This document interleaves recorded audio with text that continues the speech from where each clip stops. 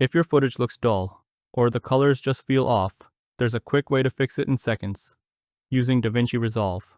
In this video, I'll show you how to automatically balance your colors, using the built-in auto balance tool. Let's get into it. Start by opening your project and head down to the color tab at the bottom of the screen. Once you're there, select the clip you want to fix from your timeline. Now move over to the color wheels panel. This is where you control things like lift, gamma, and gain. Here's the key step. Look for the auto balance button inside the color wheel section and click it. As soon as you do that, DaVinci Resolve will automatically adjust your image.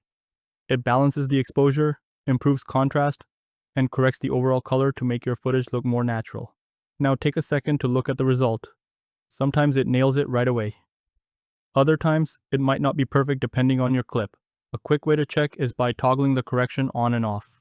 Just press Ctrl+D to see the before and after. But for most beginner projects, this gets you most of the way there in just one click. And that's it. That's how you automatically color your footage using auto balance in DaVinci Resolve. If you found this helpful, make sure to subscribe for more simple, beginner-friendly guides just like this.